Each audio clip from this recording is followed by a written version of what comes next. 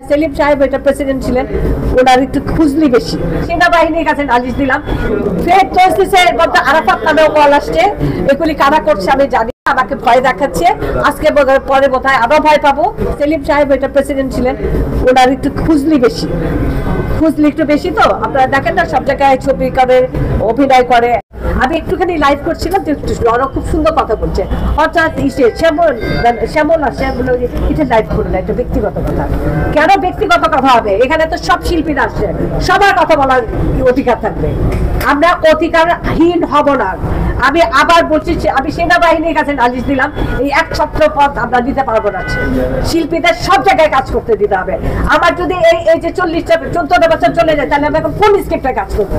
কার কাজ করবো? কাজ কে দিবে আমাকে? আমার বাবা যদি বিরিবি প্রথম নাটক লিখতে পারে, যদি সিনেমা করেন ফজলে নওয়ানি আঙ্কেল অনুষ্ঠানটা করতেন, এটা অনুষ্ঠানের নাচ থেকে আরম্ভ করে, গান থেকে আরম্ভ করে, প্রবন্ধ পর্যন্ত আমার বাবার লেখা, এবং ওটার পুরো প্র্যাকটিস আমাদের বাসায় তো রিহার্সাল। তাহলে আমরা কোথায় যাব? আমরা মানে এই যে নঈম গহরের নামটা কি কোথাও থাকবে না খাতার? ইলোরা গহর নামটা কি কোথাও থাকবে না খাতার? এই অনুষ্ঠানের মানেটা কি? তাই তাহলে ওই জুড়ি আর ইসে ওদের কথা, তাজিম নাজিনের কথা শোনান, সুদাচ্ছি বলে কথা শোনান, ঘোরার দিবা আমি গেলাম। আলো আসবে, আরাফাত নামেও কল আসছে, এগুলি কারা করছে আমি জানি না, আমাকে ভয় দেখাচ্ছে। আজকে পরে বোধহয় আরো ভয় পাবো, কারণ এখন শত্রু আরো বেড়ে গেল। শত্রু এইভাবেই বাড়ে, যাদের মানে যারা এত বছর 14টা বছর একছত্র ভাবে কাজ করছে। আলো আসবেই নাকি জানি না, তবে আমার বাবা বলেছিল, সোনার কাঠি রূপোর কাঠি তোমার হাতে দিলাম, বিনিময়ে তন্দ্রা রাখা সব দুঃখ দিলাম। এখন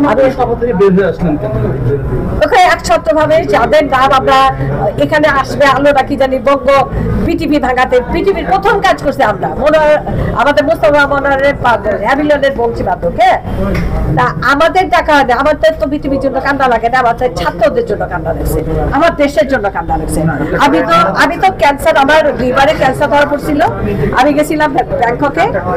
হ্যাঁ, আচ্ছা, তো আমি যখন গেছি, আমি যদি আমরা থাইল্যান্ড থেকে কানাডায় 2টা প্রসেশন মিটিং করাইছি, এই অসুস্থ আমি 2টা প্রসেশন করেছি। আমার ছেলেদের আমি সোজাসুজি ঢুকে গেছি রবীন্দ্র সরণিতে, প্লেন থেকে নাই নাই 10টা ফ্যামিলিকে আমি এয়ারপোর্ট, আপনারা জিজ্ঞেস করবেন, 10টা ফ্যামিলিকে আগে বাই করছি শিল্পী হিসাবে। কারণ আপনারা যতই আমার খাচ্ছি নাই রান্না করো শিল্পী সমিতি, ইলোরা গহরের নামটা ওই সূর্য দিগল বাড়ির থেকে আরম্ভ করে হিল্লা বলেন, তারপরে জাস্টিস দিবাই বলেন, আমি ভালো ভালো কাজ করেছি। আমি টাকা পয়সার মহাত্মা পাই নাই, কিন্তু শিল্পী সমিতির বলে, শিল্পীদের বলে অনেক কিছু দিয়েছে। কোথায়? আমি একটা ফোন কল তো পাইনি যে আসেন একটা নাটক করে যান, একটা হ্যালো বলে যান, পাইনি। সুতরাং আমি যেখানে এখন আলো যাদের নামে বিচার আছে, যদি একটা খুন হয় আপনারা আমাদের বলেন, খুনের রাজসাক্ষী থাকে, সাক্ষী থাকে, শুধু খুনেই কিন্তু সাজা হয় না, খুনির সাজা হয়। তাহলে সবার যারা অন্যায় করেছে তাদের সবার যত সাধু কাজগুলো, আমরা তো সেগুলি খবর পাই নাই। আমাকে তো কেউ বলে নাই যে টাকা জমা দেন।